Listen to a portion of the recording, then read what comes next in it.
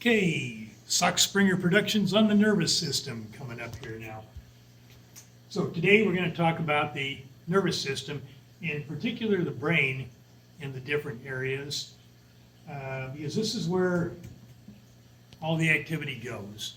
Starts, you've got three main functions here. You are sending messages, you're storing messages, and you're receiving messages from this control center right here. The rest, you've got nerves, you've got the spinal cord traveling down. I'll talk about that after a bit. Then you got a lot of other auxiliary nerves that are traveling around all over the body.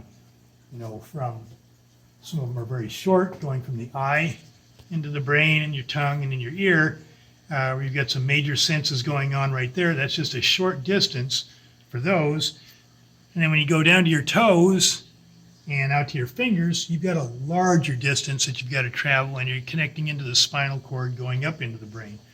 So let's take a look at the brain here to start with. And with this model right here, you can't see real well, but there is a white line across here. It would be called the dura mater. That is like a tough, fibrous covering that surrounds the brain. Okay, the surface of the brain then has a thin layer called the pia mater. It's kind of keeping things bunched together. This is not a real solid structure. In fact, if you open up a fresh brain, it's going to look like a bunch of jello that's wrapped up in cellophane. And it's about that texture. Now, if you take something like this one down here, this is a preserved one. It's been sitting in alcohol for a while, and it's pretty solid. But that's not the normal texture setup for a regular brain. Okay, an actual living type structure. So, when we're looking at the outside here, what we have are a bunch of little folds, and they say the more folds that you have in the brain, the more intelligent the organism is. Okay, we call those folds meninges, or we can also call them convolutions. And then we can narrow that down a little bit more and talk about the ridged areas are called the gyrus. Plural would be gyri. The little valleys between are the sulcus, or once again sulci for plural on that end of it there. So you've got a whole vast network of those. And same thing with this first part here is a cerebrum. This part here is a cerebellum. The folds are a lot smaller with the cerebellum, but you have numerous ones for those also. Okay, if we flip to the inside then, we can see that we've got some little narrow channels here. These would be the sulcus. They're dropping down here. You've got some major valleys on the inside. Okay, those are called fissures, and they're separating some critical parts of the brain. You know, and speaking of the brain, then I'm going to flip back this way with the cerebrum part. This area up in here is called the frontal lobe. This area here is the temporal, parietal, and occipital. A lot of your visual information is centered here. So what's coming in your eyes ultimately goes to the back part of the brain here. And a key point with that is that what comes in your right eye is going to travel to the left side of the brain. What comes in the left eye goes over to the right side of the brain. Okay, your brain is also separated into two halves. So with the cerebrum, this is the left half. You'd have a right half over here, and there is a deep groove right in here that's only connected in this area right here for those two halves. This is called the corpus callosum, a major binding force. In that, you have a space. So we have some spaces in the brain. And this one here, since it's on the left side, this is the second ventricle. On the right side, directly across, would be the first ventricle. Third ventricle is down under here. Fourth ventricle is down here. So this is the cerebellum. And you've got a little bit of a space, triangular shaped area here between the spinal cord, midbrain area, and the cerebellum. Okay, and here's another good shot also that you can see the tiny little branches for the folds that occur in the cerebellum. This area is called arbor vitae, referring to that branching. You can see you've got a lot wider setup with this area right here. Okay, and then along with the brain, working our way down, this area here inside the brain is called the diencephalon, just a general area. Right here would be your thalamus. Towards the back, the hypothalamus, and then your pineal gland. A lot of this has to do with this area right in here, connections in the brain with spatial areas, some of your memory. The whole area is dealing with, appetite, tiredness, sleepiness. In other words, when you're going to go to bed, when you're going to wake up, those types of things. Then if you want to get into the rhythm part of that, the pineal gland is right in here. And when they talk about circadian rhythms, that little area deals with that, and that's an endocrine gland. These are just major bundles of nerve material that provide connections and secrete certain neurotransmitters. There's over 100 neurotransmitters that are secreted by the brain in different areas. Things like dopamine, serotonin, melanin that you hear about when they talk about sleep and depression type disorders and muscular coordination. So constantly being produced out there. They're all proteins that are made by the body, so your brain is undergoing a lot of protein synthesis through this whole process. Okay, going down, then this is the midbrain area here, right directly below the diencephalon.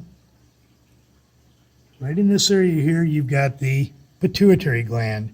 There should actually be two little lobes, an anterior and posterior part of it, and that's called the master gland, and it's providing an essential amount of hormones around the body for controlling a number of things, growth being a real major one.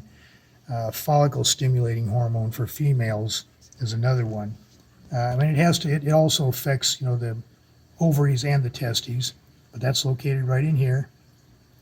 Down below here you have pons. A lot of your facial expression, eye setups, when you're talking about eye movement, lens focusing, different things like that, that occurs right in this area right here, along with your facial expressions.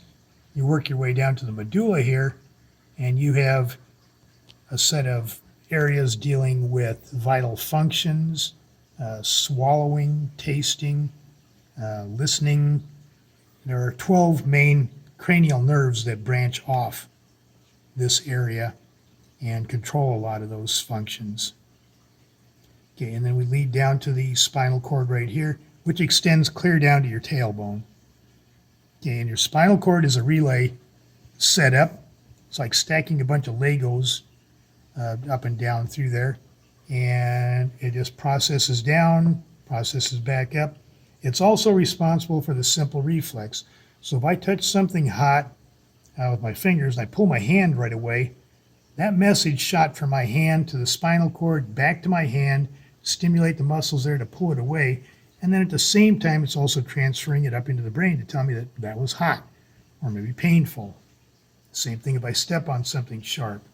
Travels from the foot, maybe the bottom of my foot, up to the spinal cord, zips it back down so I move my foot, and at the same time sending a message up to the brain to say that that was painful. Okay, another area here when we're looking at the cross section, you've got the optic chiasma.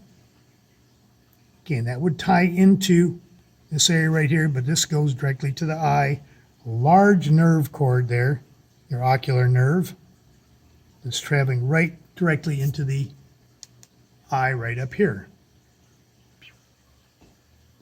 okay? So whatever it picks up, and we've got setups here so this eye can move diagonally that way, diagonally this way, sideways there, sideways here, up and down. You've got 4 sets of muscles around the eye. It'll be up above, below, side, and side. And the strange thing about the way that's controlled with the brain is that if I want to look to the left, then my outside muscle here would be contracting to pull the eye that way. And then on the other eye, it would be the inside muscle that would be pulling. If I'm looking up diagonally, then I have these 2 sets of muscles, the top one and the side one, that are pulling the eye this way here. And then on the other eye, it would be the top and the inner muscle that would be pulling it that way. So it all has to be coordinated. Okay, if we look at some of the other senses that we have here, you have thousands of little receptors in the nasal area that are picking up information and transferring that into the brain. For every particular smell that you have, you've got a set of receptors that are keying in on that. The tongue, they used to say there were 4 major areas for salt, sweet, bitter, and sour, and now they think that those are generally spread across there, and then along with another one called umami for savory types of foods, maybe a little bit with spicy they were able to pick up. There are still some things that are maybe a little bit confusing in that things taste hot. Well, they're not like steamy hot when you bite into peppers, but we refer to that as hot, so a little bit of a different sensation dealing with that end of it there. Hearing, you've got, when you get to the inside, is the eardrum, and then that's connected to 3 separate little bones that then connects into the brainstem area.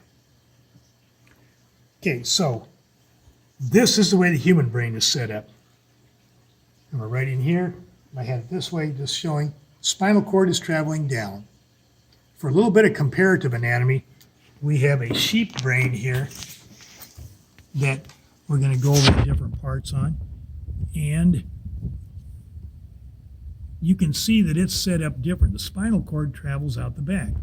When you think about 4-legged animals, the way they're setting, the spinal cord's going to be traveling down the back there. Well, we've got the bulk of the brain sitting up on top, the spinal cord traveling down. So it would be set up like,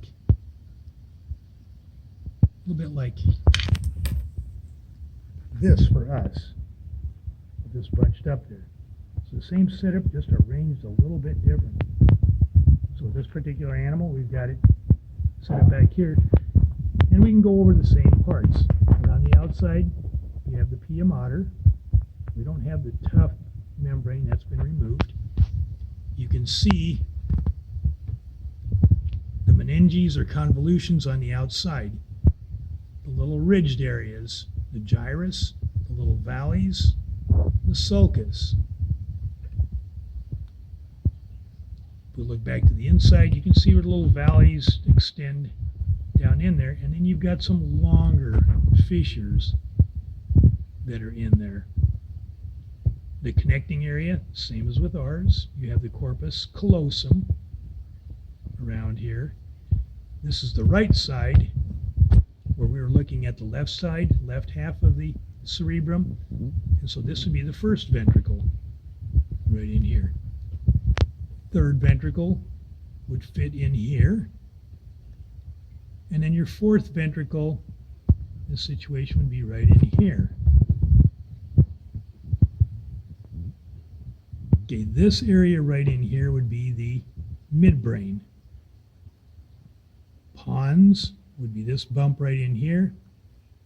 And the medulla, this area right in here. Together, this grouping here makes up the brain stem, falling down to your spinal cord. The cerebellum, right here. You can see all the little tiny folds that make this up. So to go back and talk about some things, this part here deals largely with your motion, and the same thing on the human brain. But you've got your motion, your balance, and your coordination.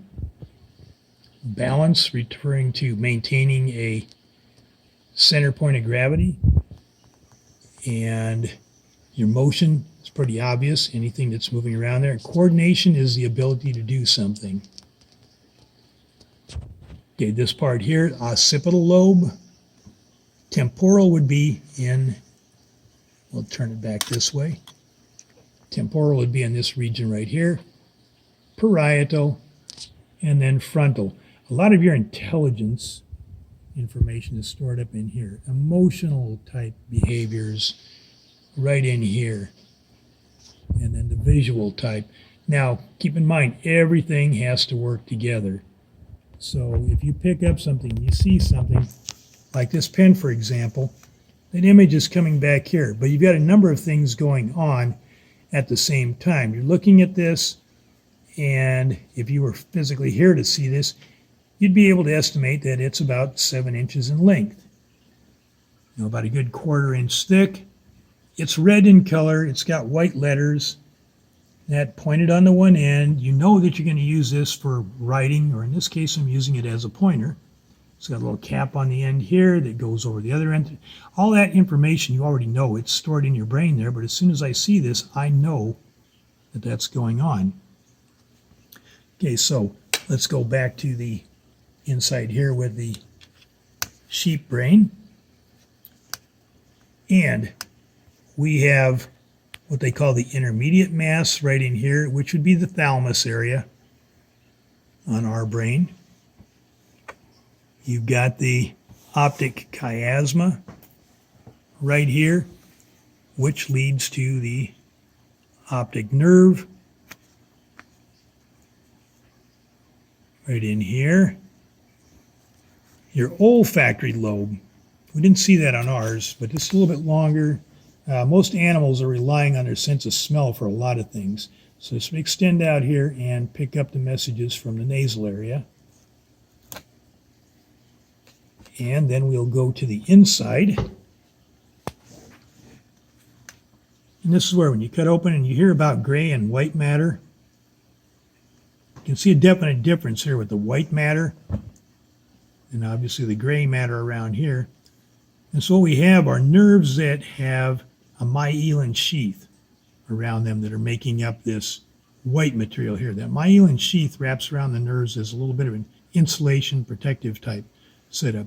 If you have a condition like multiple sclerosis, then that's getting broken down. And it makes it difficult. And those individuals have a tough time with motion, movement, vision, things like that because of that situation. Coming up with a lot of new medications for it. The gray matter, on the other hand, has nerves that do not have the myelin sheath on them. And so you've got a proper balance, hopefully, if everything is set up correctly, working with that. So the difference between your gray and your white matter. And that will take care of our explanation for the bulk of the nervous system. Hope you enjoyed the presentation.